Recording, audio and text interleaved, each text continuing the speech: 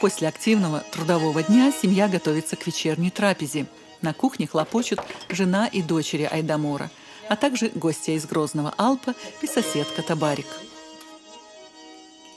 Шаройские хингалш отличались тем, что они были идеально круглой формы, и через тесто, тонкое тесто, просматривался ажур травы, которыми начинены шаройские хингалш. И если шаройские хингалш были идеально круглой формы, тонкие, так чтобы просматривалась начинка, это считалось высшим мастерством, кулинарным мастерством шаройской хозяйки. Добавлено яйцо. Яйцо домашнее. И тесто всегда бывает шелкое. Яйцо всего одно добавлено.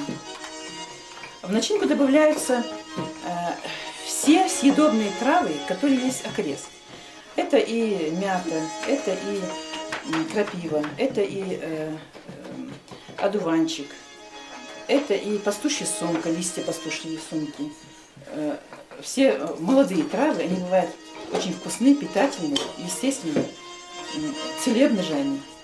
Поэтому наши бабушки не чурались никаких трав, которые были съедобны. Это блюдо, оно старинное. Это блюдо делала моя мама, моя бабушка, видимо, прабабушка. Почему они выбирали именно вот круглую форму, а не форму обыкновенного вареника, как в других местах? Этого я сказать не могу. Но знаю, что нужно было обязательно, чтобы они были тонкие, просматривалась начинка и круглые.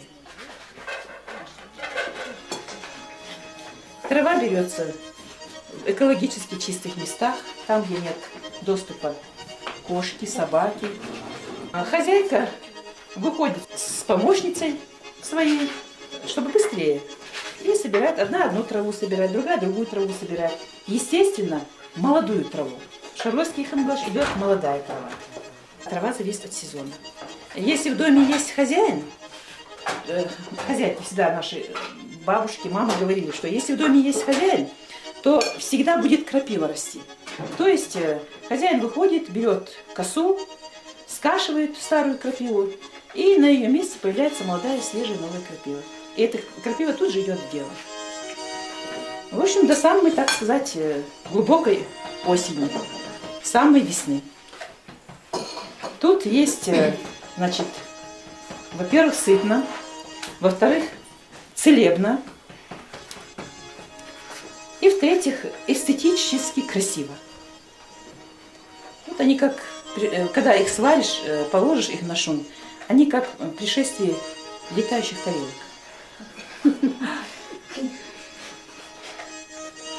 Мяту еще сажают во дворе, каждый, у нее тоже во дворе мята.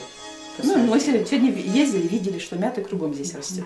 Абсолютно везде растет мята. Причем мята растет не одного сорта, а многих сортов. Там и простая мята, и перечная мята, и мелисса. Душица растет, чабрец растет. Да, и чабрец сюда можно положить. В общем-то, в эти шаройские хингалш идет буквально все травы, все растения, которые едят люди. И ягоды тоже, да. Тут все натуральное, экологически чистое, ну и, естественно, домашнее свое, не магазинное. С кукурузной муки тоже делают. Из кукурузной муки делают тоже с начинкой. С начинкой делают. Называется пачагалыш. Туда тоже заправляется трава, творог, вот это вот медвежье ушко. Когда я на равнине говорю, если хочу кого-то из подруг угостить, приходи ко мне сегодня в гости, я тебя буду угощать варениками из кукурузной муки. Все удивляются, как можно вареники слепить из кукурузной муки. Очень даже можно, и даже очень вкусно получается. Если 5 частей такой муки, кукурузной муки, то можно взять 1 часть обыкновенной муки. Вот они в готовом виде. Они отличаются, как я сказала, формой. Сейчас я их смазываю топленым маслом. Это очень ответственный тоже момент.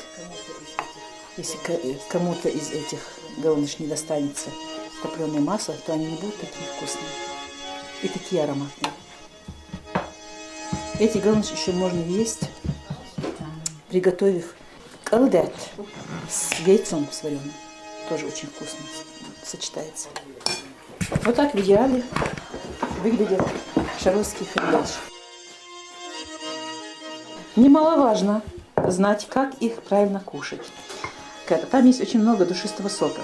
Поэтому шаройский хингл надо брать за самое широкое место в талии и, начиная отсюда, кушать, надкусывая. И сок весь остается у вас. Вы его не теряете. Это тоже своеобразная наука. Выпивать целебный, душистый сок, не теряя ни одной капли.